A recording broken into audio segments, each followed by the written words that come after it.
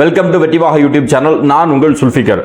திருச்சி சூர்யா, திருச்சி சிவா அவருடைய மகன் திருச்சி சூரிய சிவா அவரு தொடர்ந்து ஒரு சில நாட்களாக மீடியாக்கள்ல இன்டர்வியூ கொடுத்துட்டு இருக்கிறார். ஜி தமிழ் மாதிரியான ஊடகங்கள், செய்தி சேனல்கள் அவரை கூப்பிட்டு இன்டர்வியூ எடுக்கிறாங்க. ஒன் இண்டியா இதெல்லாம் இன்டர்வியூ கொடுக்கிறார். இந்த இன்டர்வியூல பேசக்கூடியவர் பொதுவாக தமிழக வெற்றி கழகத்தினுடைய தலைவர் தளபதி மேல வைக்கக்கூடிய இந்த ஒரு சில கூட்டங்கள் இருக்கு இல்லையா, ரவீந்திரன், துரைசாமி, உமாபதி, செந்தில்வேல், இந்த வரிசையில இவர்களுக்கெல்லாம் வைக்கக்கூடிய அதே குற்றச்சாட்டுகளை தளபதி மேல வைக்கிறாங்க. கூட அடிஷனலா ரெண்டு விஷயத்த அவரு பேசுறாரு. என்ன அப்படின்னா, ஒண்ணு சாயங்காலம் 6 மணிக்கு மேல தளபதி அவர்கள் எந்த நிகழ்ச்சியும் நடத்த மாட்டாரு.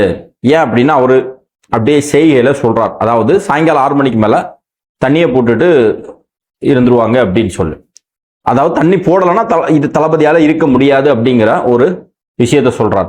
இன்னொன்னு என்னன்னா, அவருடைய குடும்ப வாழ்க்கை, அவருக்கும் அவருடைய மனைவிக்கும், தளபதிக்கும் தளபதியுடைய மனைவிக்கும் அந்த ரிலேஷன்ஷிப்ல பிரச்சனை இருக்குது. அவர் கூட அவங்க இல்ல, முடிஞ்சா ஒரு பொது நிகழ்ச்சிக்கு அவங்கள கூப்பிட்டுட்டு வரட்டுமே பார்ப்போம் அப்படின்னு சொல்லி ஒரு விஷயத்தை சொல்றாரு. அதுக்கப்புறம் அஸ்யூஷலா எல்லாரும் சொல்ற மாதிரி தான், அங்க கட்டமைப்பு இல்லை, அங்க ஓட்டு கிடையாது, இது வெறும் ஃபேன்ஸ் தான், ரசிகர்கள் தான், இது ஓட்டா மாறாது, அங்க நிர்வாகமே இவர்களால போட முடியல இப்படின்னு சொல்லக்கூடிய பொதுவான குற்றச்சாட்டுகள். இந்த திமுகவினுடைய கொத்தடிமைகள் 200 ரூபாய் வாங்கிட்டு பேசக்கூடிய அவர்கள் என்ன பேசுவாங்களோ அதே திருச்சி சூர்யா சொல்றாரு. இதுல சூர்யா சொல்லக்கூடிய 2 விஷயங்களுக்கு அதை பத்தி பேசுறதுக்கு அடிப்படை தகுதியே இல்லாத ஒரு மனுஷன் சூரிய சிவா. அதை பத்தி தான் இந்த வீடியோல நம்ம தெளிவா பேச இருக்கிறோம். இந்த வெட்டிவாக யூடியூப் சேனலை சப்ஸ்கிரைப் பண்ணாம பாக்குறவங்க சப்ஸ்கிரைப் பண்ணிக்கோங்க, பெல் பட்டனை கிளிக் பண்ணி வச்சுக்கோங்க. அப்பதான் நம்ம அடுத்தடுத்து போடக்கூடிய வீடியோக்கள் உங்களுக்கு நோட்டிபிகேஷன்ல வரும். முதல்ல ஒரு டிஸ்கிளைமரை போட்டுருவோம். எந்த ஒரு மனிதனுடைய தனிப்பட்ட வாழ்க்கையை பத்தி பேசுவதற்கு எனக்கு சுத்தமா விருப்பமே கிடையாது. நான் யாராவது நம்மளை பத்தி பேசினாலோ மற்றவர்களை பத்தி பேசினாலோ அதை கண்டிக்கக்கூடிய இடத்துல தான் இருக்கிறேன். பட் இந்த வீடியோல நாம தனிப்பட்ட மனிதனுடைய வாழ்க்கையை பத்தி சில விஷயங்களை பேசியாக வேண்டிய கட்டாயத்தின் பேர்ல இருக்கிறோம். அந்த அடிப்படையில நம்ம பேசணும். சரி, ஏன் அப்படின்னா சூர்யா தளபதியினுடைய அரசியலையோ தளபதியினுடைய பொது வாழ்க்கையை பத்தியோ அதுல இருக்கக்கூடிய குறைபாடுகளை பத்தி பேசியிருந்தா நமக்கு பிரச்சனை கிடையாது. ஆனா நம்முடைய கட்சியினுடைய தலைவராக இருக்கக்கூடிய தளபதி அவருடைய பர்சனல் லைஃபை பக்கத்துல இருந்து பார்த்தது மாதிரியே பேசுறதுனால நாம சில விஷயங்களை பேச வேண்டியிருக்கு. டிஸ்கிளைமர் தான் போட்டுக்கிட்டேன். நம்ம டீசென்ட் அட்டாக், டைரக்ட் அட்டாக் பண்ணணும்னு சொல்லி தளபதி சொல்லியிருக்கிறாங்க. அது என் மனசுல இருக்கு. இருந்தாலும் இந்த விஷயத்துல நம்ம பதில் கொடுக்கணும் அப்படின்னா ஓரளவுக்கு என்ன கட்டுப்படுத்திக்கிட்டு சில விஷயங்களை மட்டும் மேலோட்டமா சொல்லணும் அப்படிங்கிறதான் என்னுடைய குறிக்கோள். தயவு செஞ்சு நம்ம பார்க்கக்கூடிய சகோதர சகோதரிகள் என்னுடைய வார்த்தைகள்ல ஏதாவது பிழையோ தவறோ இருந்துச்சுன்னா பொறுத்து கொள்ளுங்கள். சரியா? ஒரே ஒரு நாள் விஜய் 6 மணிக்கு மேல எங்கேயாவது பப்ளிக் மீட்டிங்லயோ இல்ல ரசிகர் மூட்டத்திற்கு பூத் கமிட்டி மீட்டிங்லயோ 6 மணிக்கு மேல ஒரே ஒரு மீட்டிங் போட்டாட்டு 6 மணி ரகசியம் எனக்கு புரியல. அந்த மணி ஒரு படத்துல கண்டு இருட்டாயிரம் 6 மணிக்குள்ள என்ன அவுத்தாதான் ஒரு சைடு வீட்டுக்குள்ள இருக்கும்ல. அதை பத்தி தான் ஒரு கைப்பிடிப்பட்ட ஒரு தலைவர் ராஜ்ய விரும்பம் தெரியுமா? பொண்டாட்டியோட ஒரு நாள் வெளியில வர சொல்லு. அது அரசியல் வெற்றி கூட்டத்துக்கு எங்கேயோ சும்மா வெளியில மனைவியோட கை போட்டு நாளைக்கு வெளில வர சொல்லு. இதை கூட ப்ரூவ் பண்ணுமா சார்? பொண்டாட்டியவே காப்பாற்ற முடியல, மோடியை கேட்டீங்களா எல்லாரும் அன்னைக்கு மட்டும் இனிச்சுதா? நீங்க சார்ட்டர் பிளைட்ல தானே போறீங்க, மக்களோட மக்களாக போறவே புரியவரா? நீங்க ஏன் பேசஞ்சர் பிளைட்ல தான் போக மாட்டீங்களோ? உங்களுக்கு கீர்த்தி சுரேஷ் உடைய கல்யாணத்துக்கு சார்ட்டர் பிளைட்ல போனதை யாரும் கேட்க மாட்டா. கட்சி கூட்டத்துக்கு பூத் கமிட்டி கூட்டத்துக்கு சார்ட்டர் பிளைட் தேவையா? முதல்ல திருச்சி சூரிய சிவா இவருக்கு தளபதியை பத்தி பேசுறதுக்கு அருகதை இருக்கா? முதல்ல இவர் யார்? திருச்சி சிவா அவர் ஒரு நாடாளுமன்ற உறுப்பினர். எனக்கு திருச்சி சிவாவை நல்லா பிடிக்கும். என்ன அப்படின்னா, ஒரு மிகப்பெரிய அளவுல கொள்கை பிடிப்பாளர். கொள்கையை வச்சு பேசணும். திராவிட இயக்கத்தினுடைய வரலாறு, திராவிட இயக்கத்தினுடைய கொள்கை பத்தி பேசுறதுல திருச்சி சிவாவை அடிச்சுக்கவே முடியாது. தகவல் களஞ்சியம் அந்த மனுஷன். ஒரு சிறந்த அறிவுஜீவி, தகவல் களஞ்சியம் அந்த மனுஷன். அந்த மனுஷனுக்கு இப்படி ஒரு பிள்ளையான்னு நினைக்கும் போது அவர் மேல ரொம்ப பாவம் தான் தோணுது. அது ஒரு விஷயம். அப்படிப்பட்ட ஒரு நபர். அவருடைய புள்ள திருச்சி சிவா. இந்த திருச்சி சிவா திமுகவினுடைய கட்சியில 15 வருஷம் உழைச்சதா சொல்றாரு. திமுகவினுடைய கொள்கையால் வார்த்தெடுக்கப்பட்டதா சொல்றாங்க. இப்போ தகப்பனார் ஊருக்கெல்லாம் உபதேசம் பேசக்கூடியவர், ஊருக்கெல்லாம் கொள்கையை சொல்லக்கூடியவர், ஊருக்கெல்லாம் பாஜகவினுடைய மதவாத அரசியலை, பார்ப்பனிய மேலாதிக்கத்தை பற்றி பேசக்கூடியவர். சொந்த பிள்ளைக்கு கத்துக் கொடுத்துருப்பாரானா? நிச்சயமாக கொடுத்துருப்பாங்க. முதல்ல சொந்த பிள்ளைக்கு தான் கத்துக் கொடுப்பாங்க. அப்போ தகப்பனுடைய பேச்சை கூட கேட்காம திமுகல எனக்கு பதவி தரல அப்படின்னு சொல்லி அந்த ஒற்றை காரணத்தை சொல்லி திமுகவில் வந்து நேரடியாக திமுகவுக்கு நேர எதிர்கொண்ட கொள்கை கொண்டிருக்கக்கூடிய பாஜகவுல போய் சேர்ந்தார். திமுகவுல இருந்து அதிமுகவுக்கு போய் சேர்றது வேற, அதுவும் ஒரு திராவிட இயக்கம் அப்படின்னு சொல்லலாம். ஆனா திமுகவுல இருந்து பாஜகவுக்கு போறது எவ்வளவு மோசமான ஒரு செயல். இப்போ அவங்களுக்குள்ளாடி மாறி மாறி போயிடுச்சு. பாஜக இருந்து திமுக வராங்க, திமுக இருந்து பாஜக போறாங்க, மறுபடியும் பாஜக இருந்து திமுக வராங்க. இதை அவங்க ஏத்துக்கிறாங்க. சரியா? அப்படி போனவர் அப்படி போகும்போது திமுகவை மிக கடுமையாக விமர்சனம் செய்தார். கலைஞர்ல இருந்து அப்ப இருக்கக்கூடிய உதயநிதி ஸ்டாலின் வரைக்கும் விமர்சனம் செஞ்சார். திமுகவால எனக்கு உயிருக்கு ஆபத்து அப்படின்னு சொன்னாங்க. அப்ப இந்த பக்கம் இருக்கக்கூடிய திருச்சி நிர்வாகிகள்லாம் அன்னைக்கு திருச்சி சிவாவை பத்தி சொல்லும் போது, இந்த ஆளு வீட்டுக்கு அடங்காத, இன்னும் தமிழ்ல சொல்லணும்னா பொறுக்கின்னு சொல்லுவாங்க, வீட்டுக்கு அடங்காத ஒரு பொறுக்கி, எந்த நேரமும் தண்ணியை போட்டுக்கிட்டு எங்கேயாவது போய் வம்புழுத்துக்கிட்டு சண்டையை போட்டுக்கிட்டு கட்சிக்காரமே அவனுக்கு சப்போர்ட் பண்ணணும். காரை கொண்டு போய் எங்கேயாவது மோதிடுவான். மோதிக்கிட்டு நான் திருச்சி சிவாவோட பிள்ளையாகும் அப்படி இப்படின்னு சொல்லி பிரச்சனை பண்ணுவான். இதுதான் இவனுடைய முழு நேர வேலை. இதை தாண்டி இவன் கட்சிக்கு எந்த வேலையும் பார்த்தது கிடையாது. அந்த மனுஷனுடைய பேரை கெடுக்கிறதுக்காகவே இவன் இருக்கிறான் அப்படின்னு சொல்லி அன்றைக்கு திமுகவினுடைய கட்சியினுடைய முன்னணி பொறுப்பாளர்கள் எல்லாமே பேசினது எல்லாமே நம்ம பார்த்தோம். அப்படிப்பட்ட ஒரு மனுஷன் தான் சிவா. சரி, ஒருவேளை அந்த கட்சியிலிருந்து வெளியே போனதுனால தான் இந்த மாதிரி அவர் மேல அவதூறு பரப்புறாங்களோ அப்படின்னு நம்ம நினைச்சா, பிஜேபியில போயிருந்து பிஜேபியில செய்த அயோக்கியத்தனங்களுக்கு அளவு கிடையாது. அண்ணாமலையினுடைய வலது கை மாதிரி செயல்பட்டேன்னு சொல்லிக்கிட்டு பாஜக இருக்கக்கூடிய ஆடியோ வீடியோ பாலிடிக்ஸ் உங்களுக்கு தெரியும். முக்கிய நிர்வாகிகள் பெண் நிர்வாகிகளோடு பேசக்கூடியது, அங்க வீடியோ நம்ம ராகவன்லாம் வந்து சிக்னார் இல்லையா, இந்த மாதிரியான வீடியோ எல்லாம் எடுக்கிறது, அவங்களுக்கு இல்லாடி பேசக்கூடிய விஷயங்களை போட்டு வாங்குறது, வாய்ஸ் ரெக்கார்ட் பண்றது, அதை போட்டு மிரட்டுறது, அப்போ மாநில தலைவருக்கு எதிராக பேசுறது, அதுக்கு பதில் அவங்க பேசுனாங்க, அதை ரெக்கார்ட் பண்ணி வச்சுட்டு நீங்க தலைவருக்கு எதிராக இப்படி பேசிட்டீங்க, உங்களை பொறுப்பை விட்டு தூக்கிடும்னு சொல்லி அதுல அவங்கள மிரட்டுறது, இந்த மாதிரியான அயோக்கியத்தனங்களை பாஜக தொடர்ந்து செஞ்சு வந்தாரு சூரிய சிவா. அவனுடைய ஒரு உச்சகட்டத்துல போய் என்ன நடந்துச்சுன்னா, நீங்க எல்லாம் அந்த ஆடியோ கேட்டிருப்பீங்க.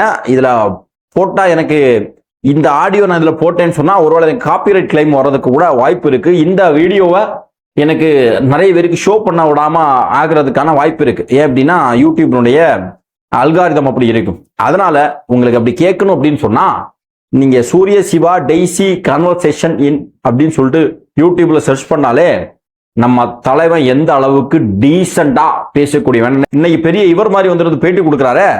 அப்போ அவருடைய லட்சணம் என்ன அப்படிங்கிறது தெரியும். சக நிர்வாகி ஒரு பெண் நிர்வாகி, அதாவது இவர் பாஜகவுடைய ஓபிசி பிரிவு மாநில செயலாளர், பொதுச் செயலாளர்.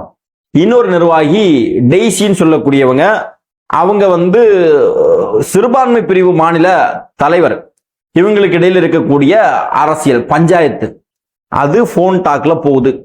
கெட்ட வார்த்தைன்னு சொன்னா அந்த அளவுக்கு கெட்ட வார்த்தை, ரொம்ப மோசமா கெட்ட வார்த்தை. அவங்கள மிரட்டினது, வெட்டி கூறு போட்டு மெரினா பீச் முன்னாடி போட்டுருவேன், அப்படி போடலைன்னா என் பேர் சூரிய சிவா கிடையாது அப்படின்னு சொன்னான். இது வரைக்கும் அவர் இப்படி செய்யல, ஆனா இன்னும் சூரிய சிவானே போட்டு சுத்திக்கிட்டு இருக்காரு.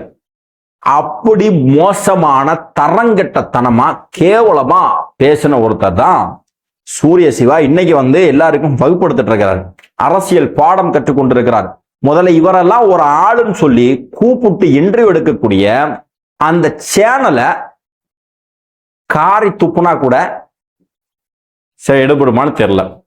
ஏன் அப்படின்னா ஒரு சேனல்ல பேட்டி கொடுத்த உடனே கான்ட்ரோவர்சியா பேசுற உடனே இன்னொரு சேனல்ல கூப்பிட்டு அதே தான் பேச வைக்கிறாங்க. அப்போ இவர்களுடைய வன்மம் என்ன, இவருடைய நோக்கம் என்ன அப்படிங்கிறது நமக்கு தெளிவாக புரிகிறது. ரொம்ப மோசமான கேவலமான ஒரு தன்மை. நாம் தமிழர் கட்சியினுடைய சாட்டை துரைமுருகன் அவர்கிட்ட ஒரு விஷயம் பேசுறாரு போன்ல. அதுல வந்து சாட்டை துரைமுருகன் சொல்றாரு, அண்ணாமலைய பத்தி பேச வேண்டாம், திமுகவும் உங்க டார்கெட்டா வச்சுக்கோங்க அப்படின்னு அண்ணனே சொல்லிட்டாரு அப்படின்னு சொன்னத அதை அப்படியே அந்த ரெக்கார்டு எடுத்து அன்னைக்கே டெலிகாஸ்ட் பண்ணிட்டாங்க. அதாவது ஒருத்தர் நம்பி தனிப்பட்ட முறையில் ஒருத்தன் பேசுறான், அது யாரா வேணா இருந்துட்டு போட்டு, அதை ரெக்கார்ட் பண்ணி அதை வெளிப்படுத்தக்கூடிய அந்த அயோக்கியத்தனம் இருக்கு இல்லையா, அந்த அயோக்கியத்தனமான அரசியலை செஞ்ச நபர் தான் இந்த சூரிய சிவா. இவருக்கு தளபதியை பத்தி பேசுறதுக்கு இல்ல, தளபதியினுடைய கடைசி மட்டும் தொண்டரா ஒருத்தன் இருக்கிறானே அவனை பத்தி பேசுறதுக்கு கூட சூரிய சிவாக்கு தகுதியே கிடையாது. இவரெல்லாம் ஒரு ஆளுன்னு சொல்லி இன்டர்வியூ எடுத்துட்டு இருக்கீங்க. சரி, இப்போ விஷயத்துக்கு வரும். அவர் என்ன குற்றச்சாட்டு வச்சிருக்கிறாரு? 6 மணிக்கு மேல தளபதி எந்த நிகழ்ச்சியும் வச்சுக்க மாட்டாரு, சவால் விட்டு சொல்றேன் அப்படின்னு சொல்லி. எல்லா ஆடியோ லான்ச்சும் 6 மணிக்கு மேல தான் நடந்துச்சு, மாநாடு 6 மணிக்கு மேல தான் நடந்துச்சு, எவ்வளவோ விஷயங்கள் 6 மணிக்கு மேல நடக்குது. 6 மணிக்கு மேல அப்படி உனக்கு என்ன செய்யணும்? அடுத்தடுத்த களங்கள்ல பொதுக்கூட்டம், ஆர்ப்பாட்டம் எல்லாம் அடுத்தடுத்த களங்கள்ல ஒரு களத்துக்கு வரத்தான் போறாரு. உனக்கு நிரூபிக்கணுமா 6 மணிக்கு மேல ஒரு நிகழ்ச்சியை நடத்தி? கட்சியினுடைய நிகழ்வுகள் எல்லாமே காலையில தான் நடக்கும். அது தாவே கால எல்லா கட்சியினுடைய நிகழ்வுகளும் காலையில தான் நடக்கும். சரி, இந்த பூத் கமிட்டி மாநாடு 6 மணி சாயங்காலம் நடந்துச்சு. அதுல தளபதி பேசினதுக்கு அப்புறம் ட்ரைனிங் முடிஞ்சு அந்த நிகழ்ச்சி முடியும் போது 8-8:30 மணிக்கு தளபதி அவர்கள் அதே மீடியால அதே மேடையில் நின்று பேசினத சூர்யா பார்க்கலையா? அப்போ அவதூறு பரப்புறது, அரசியல் ரீதியா விமர்சனம் செய்வதற்கு இவங்களுக்கு திராணி கிடையாது. அதனால அவருடைய பர்சனல் வாழ்க்கையை நோன்றது. அவருடைய மனைவியை கூப்பிட்டு பொதுவெளிக்கு வரட்டு அப்படின்னு சொல்றாரு. உன்னை நிரூபிக்கிறதுக்கு அவர் மனைவியை கூப்பிட்டு வரணுமா? சரி, உங்க அப்பா உங்க அம்மா சேர்ந்தா இருக்கிறாங்களா? உங்க அப்பாவும் உங்க அம்மாவும் சேர்ந்துதான் இருந்தாங்களா? இருக்கிறாங்களா? உங்க அப்பாவும் உங்க சித்தியும் சேர்ந்து இருக்கிறாங்களா? அதை பத்தி பேசுறதுக்கு திருச்சி சூர்யாவுக்கு திராணி இருக்குதா? அது தெரியுமா உங்களுக்கு? அந்த கதை தெரியாதான் நான் சொல்றேன். நம்ம பர்சனல் வாழ்க்கையை பத்தி பேச வேண்டாம் அப்படின்னு நினைச்சோம், ஆனா பேச வேண்டிய சூழல் இருக்குது. சூரிய சிவானுடைய அப்பா திருச்சி சிவா, அவர் ஒரு பெரிய திராவிட இயக்க போராளி. அவர் தொடர்ந்து திமுக சார்பாக மேல் சபை எம்பியாகவே இருக்கிறார். இந்த பக்கம் அதிமுக சார்பா தூத்துக்குடியில எம்பியாக இருந்தவர் சசிகலா புஷ்பா. அம்மையார் ஜெயலலிதா அவர்கள் உயிரோடு இருக்கக்கூடிய நேரத்தில் நடக்கக்கூடிய சம்பவம் இது. தமிழ்நாட்டில் இவங்களுக்கு முன்னாடி மாறி மாறி சண்டை. திமுக ஒரு கூட்டணி வச்சிருக்கிறோம், அதிமுக ஒரு கூட்டணி வச்சிருக்கோம். இவங்களுக்கு இடையில தான் நேரடி போட்டியே கடந்த 50 வருஷமா. அப்படியே டெல்லிக்கு போயிட்டா அங்க ஒரு புது கூட்டணி உருவாக்கி வச்சிருக்கிறாரு திருச்சி சிவா அவர்கள். யாரு? நம்ம சசிகலா புஷ்பாவோட அந்த போட்டோஸ் எல்லாம் ரிலீஸ் ஆகி நாரி போய் கிடந்துச்சு. போட்டோஸ் ரிலீஸ் ஆனது மட்டும் கிடையாது, சசிகலா புஷ்பா அவருடைய ஆடியோ ஒன்று ரிலீஸ் ஆச்சு. அதான் பயங்கர வைரல். இப்ப தேடி பார்க்கணும் அந்த ஆடியோ கிடைக்குதான்ட்டு. போதையை போடுறது இந்த மாதிரி விஷயங்கள் எல்லாம் பேசினாங்க. அப்போ அந்த அளவுக்கு மோசமான தரங்கட்டத்தனமா நடந்துகிட்டவர் திருச்சி சூர்யாவுடைய அப்பா திருச்சி சிவா. அதுக்கு பிறகு அந்த அம்மா கட்சியில இருந்து அதிமுக இருந்து வெளியேறி பாஜக போய் சேர்ந்து பாஜக அந்த அம்மாவை என்னெல்லாம் செஞ்சாங்கிறத பொது வழியிலே நம்ம பார்த்தோம். அதனாலதான் பாஜகவை பாரதிய ஜல்சா பார்ட்டின்னு சொன்னோம். திருச்சி சூர்யாவுடைய சித்தின்னு தெரிஞ்சே தான் செஞ்சானுங்க. திருச்சி சூர்யா ஒரு இடத்துல கூட பேசல, என் சித்திக்கு இப்படி அநியாயம் பண்றீங்களா அப்படின்னு சொல்லி ஒரு இடத்துல கூட திருச்சி சூர்யா பேசல. சரி, திருச்சி சூர்யா இப்படிப்பட்ட ஒரு லைஃப் ஸ்டைல இருந்தா வராரு. இந்த திருச்சி சூர்யா டெய்ஸியை பத்தி தவறாக பேசும்போது அந்த கான்வர்சேஷன்ல டெய்ஸி திருச்சி சூர்யாவுடைய அம்மாவை பத்தியும் திருச்சி சூர்யாவுடைய மனைவியை பத்தியும் அவங்க அப்படி வெளிப்படையா பேசுறாங்க. இப்ப இதெல்லாம் நமக்கு நோக்கம் கிடையாது, இதை பத்தி பேசணும் அப்படின்னு கிடையாது. அப்போ உனக்கு அதை பத்தி பேசுறதுக்கு அருகதை இருக்குதா?